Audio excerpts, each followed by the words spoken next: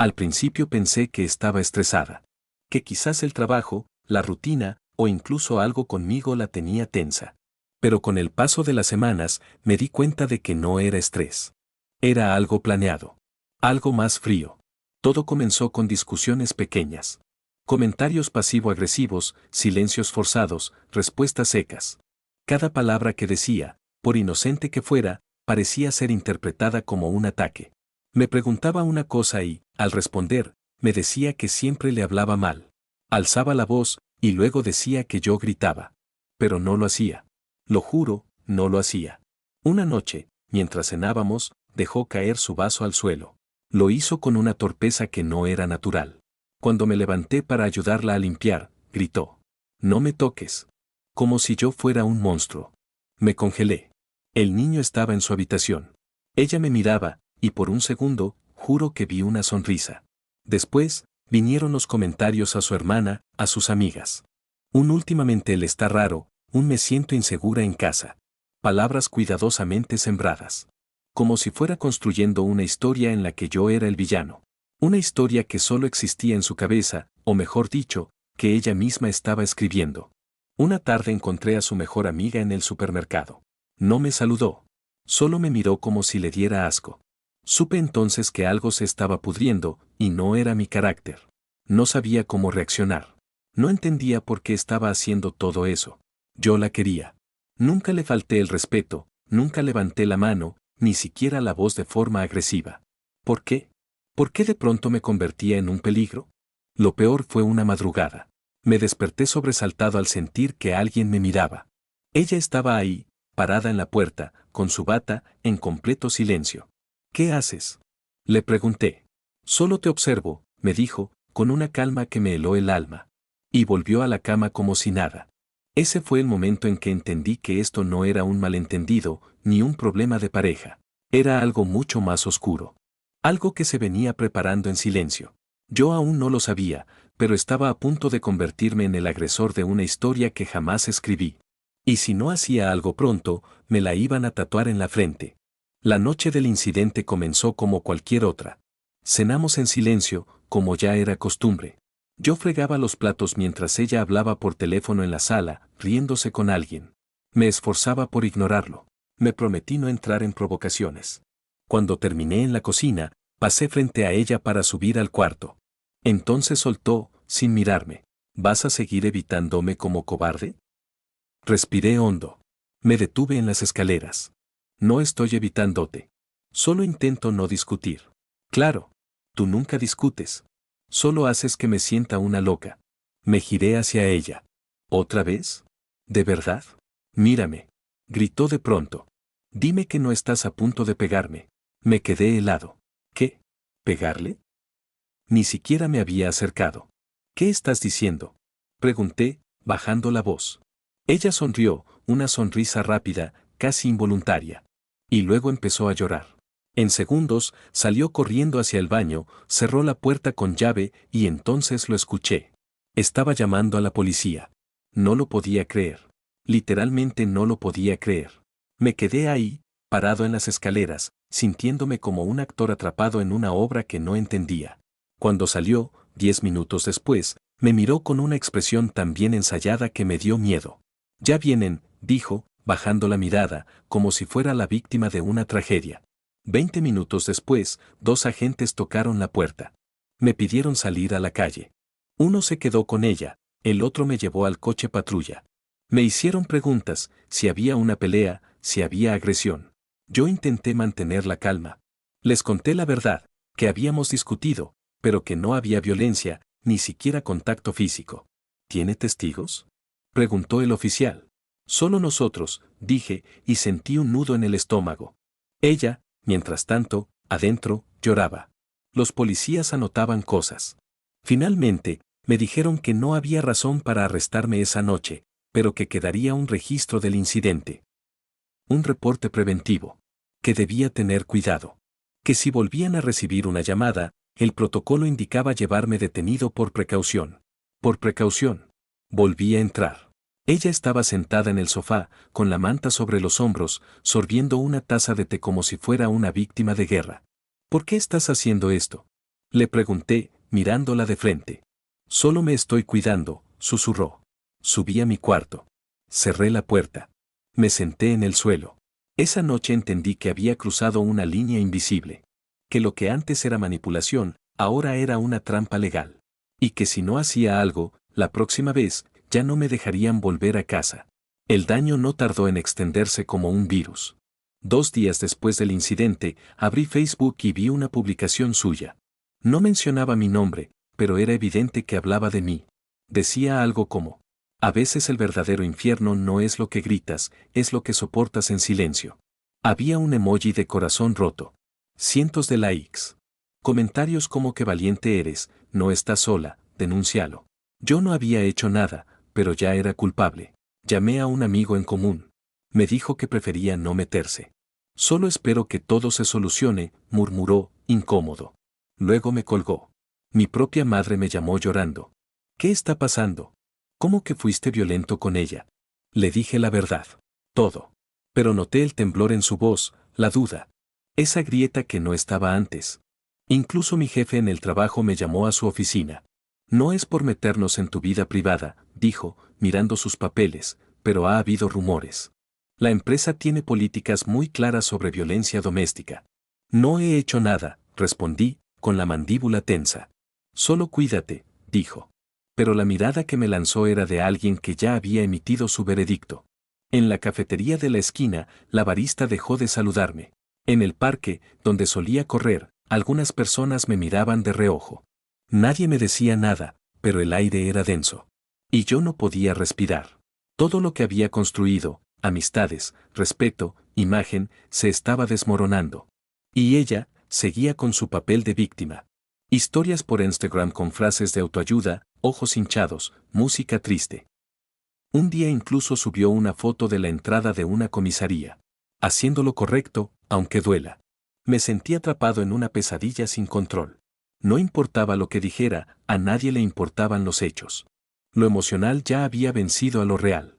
Era como si ella hubiera reescrito la narrativa y yo solo era un personaje en su historia de superación. Esa noche no pude dormir. Me miré al espejo y vi a un hombre vacío. ¿Dónde quedó mi vida?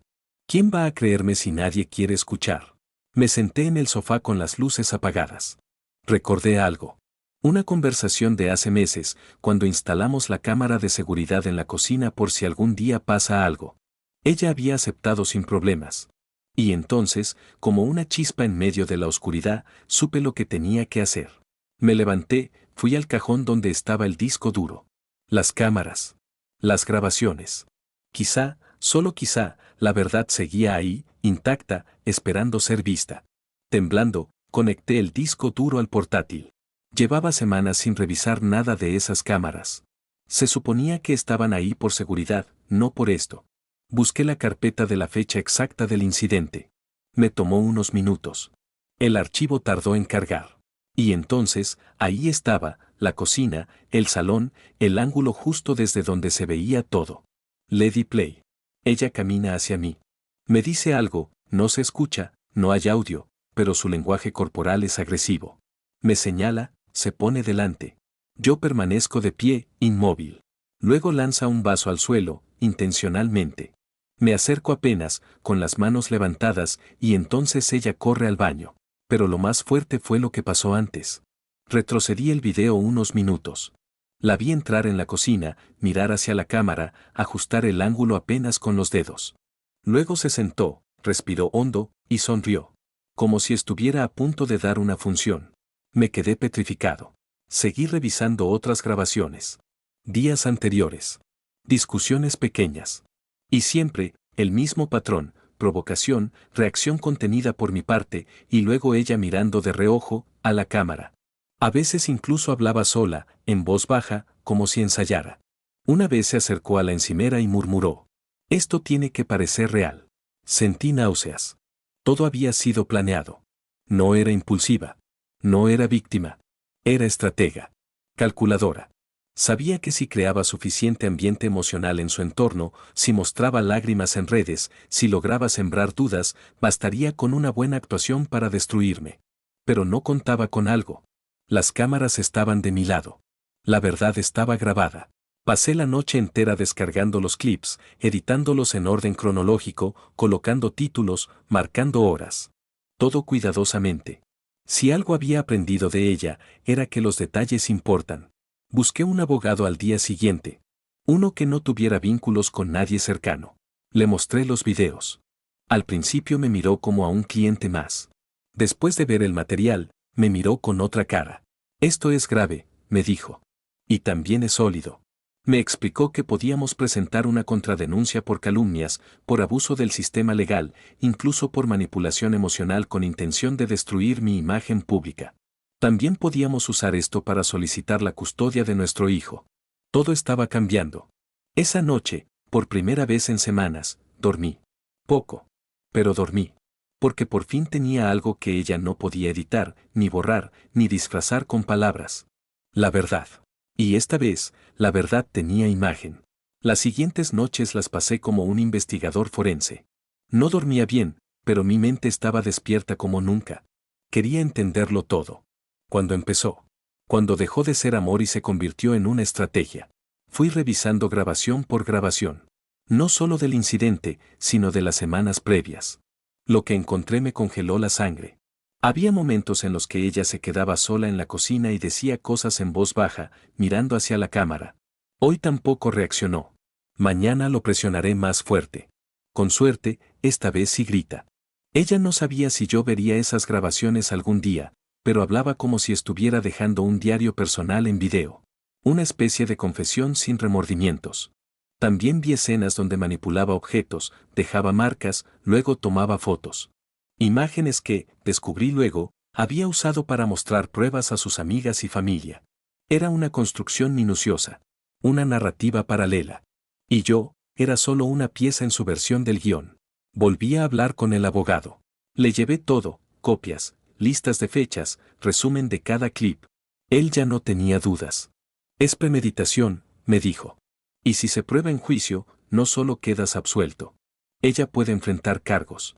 Le pregunté si eso afectaría la custodia. Radicalmente, respondió. ¿Cómo confiarle un menor a alguien que miente con ese nivel de frialdad? Fuimos a la comisaría. Presentamos el material. La oficial que nos atendió tardó unos segundos en reaccionar. ¿Esto ya fue denunciado como agresión? Preguntó. Sí, respondí. Entonces esto cambia todo. Abrieron una carpeta nueva. Esta vez, con mi nombre como denunciante. Y el de ella como investigada. Yo no quería venganza. Solo justicia. Pero al ver cómo empezaban a cambiar las caras, como los mismos que antes me trataban como sospechoso ahora me ofrecían café. Sentí rabia.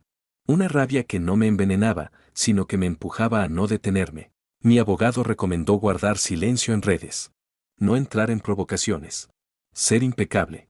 Y así lo hice. Mientras ella seguía subiendo frases ambiguas sobre mentiras y traición, yo solo archivaba. Todo. Porque la batalla se ganaría en otro lugar. Y porque, esta vez, tenía cómo demostrarlo. Había armado el rompecabezas. Y la imagen final no mostraba a un monstruo. Mostraba a un hombre cansado, herido, pero firme. Y a una mujer que había subestimado la memoria de una cámara. La notificación le llegó un martes por la mañana. Yo no estaba presente, pero me lo contó mi abogado. Se la entregaron en mano, en su propio trabajo. Era la denuncia formal por calumnias, manipulación de evidencia y falsa acusación de violencia. Al parecer, se quedó muda. Por fin, le tocaba reaccionar a algo que no podía controlar.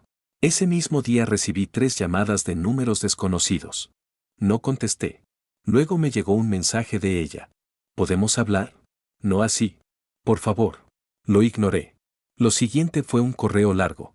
No pedía perdón. Justificaba. Decía que estaba desesperada, que no sabía cómo terminar nuestra relación sin quedar como la mala, que solo necesitaba un poco de compasión. Me hablaba como si fuera yo el que la había traicionado. Y al final, una frase. Podemos arreglar esto entre nosotros. No lo lleves tan lejos. Tarde. Mi abogado me había dicho que no respondiera. Que todo debía pasar por la vía legal. Ella también contrató abogado. Uno caro. Presentaron una solicitud para retirar la denuncia original de violencia doméstica. Pero ya no dependía de ella. Porque ahora el Estado también tenía en sus manos las grabaciones.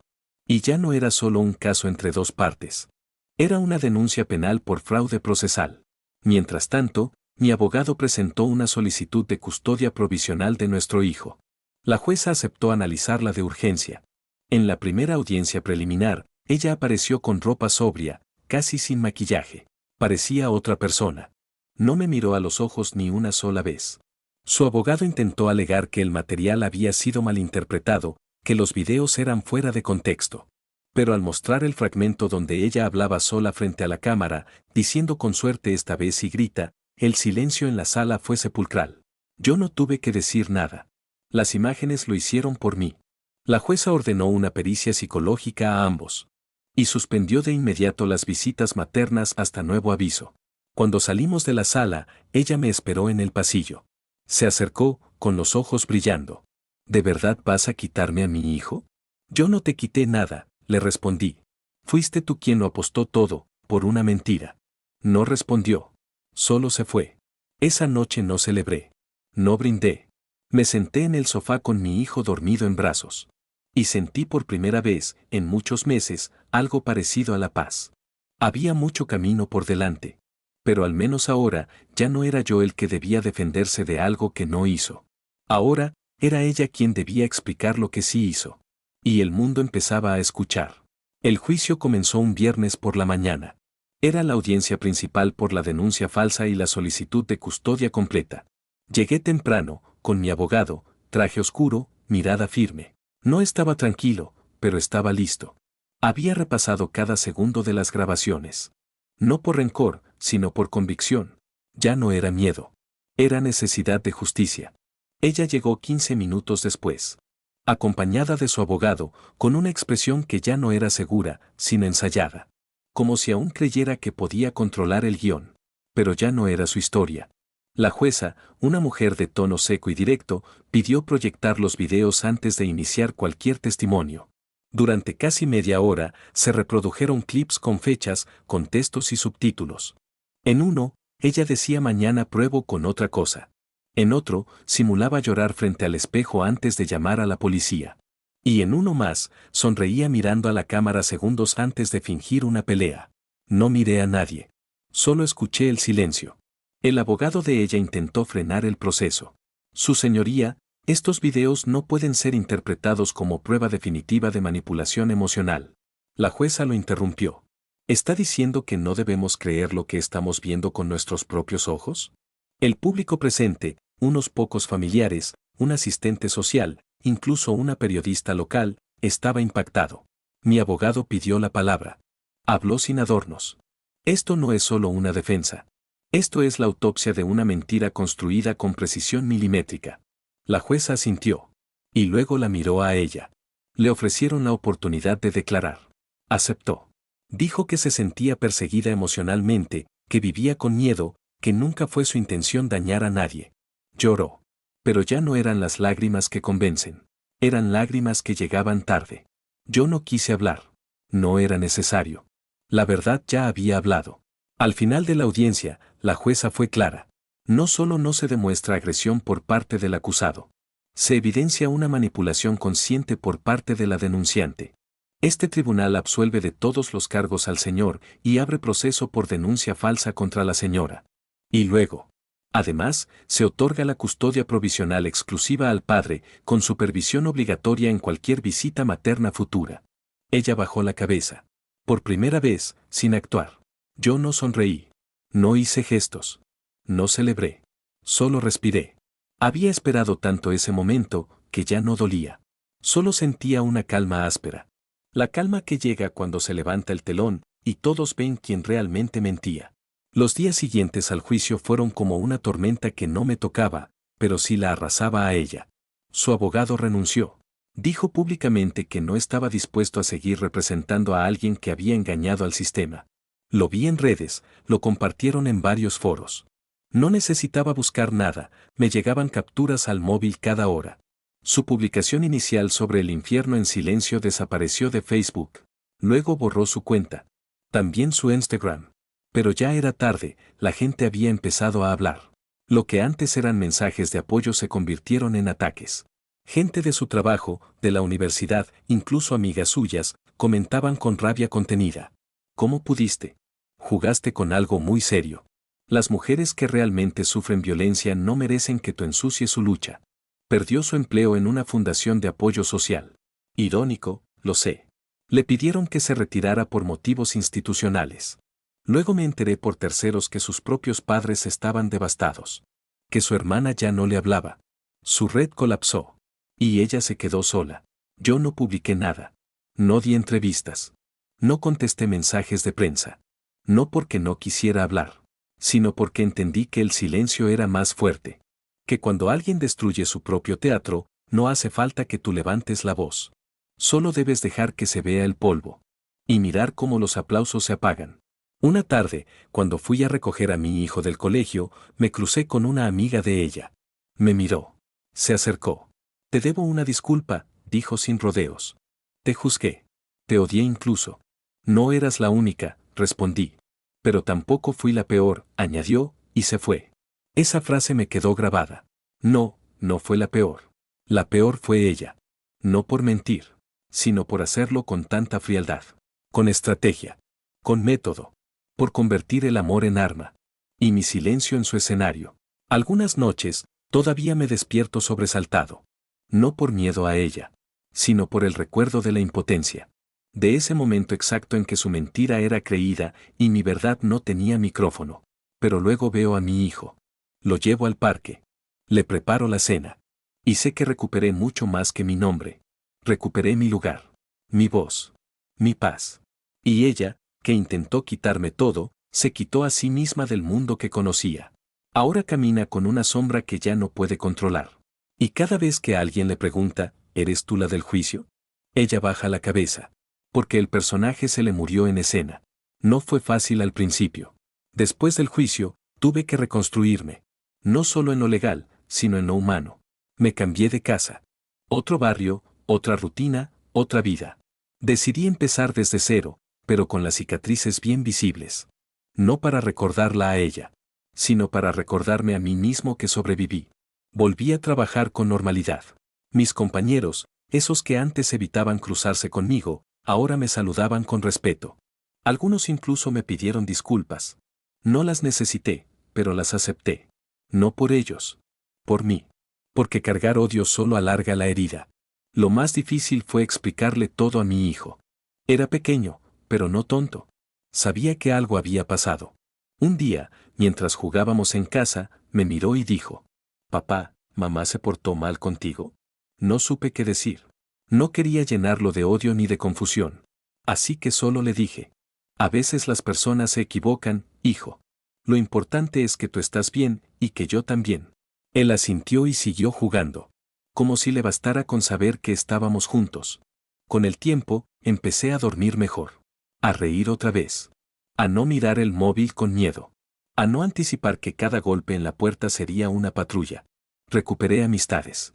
Incluso recuperé el gusto por la cocina, por salir a caminar, por escuchar música sin miedo a los recuerdos. Un día, organizando unas cajas en el trastero, encontré el viejo disco duro. El que contenía todas las grabaciones. Lo sostuve en las manos por varios minutos. Pensé en destruirlo. Pero lo volví a guardar. Porque ese pedazo de metal y plástico había sido, en su momento, mi única voz.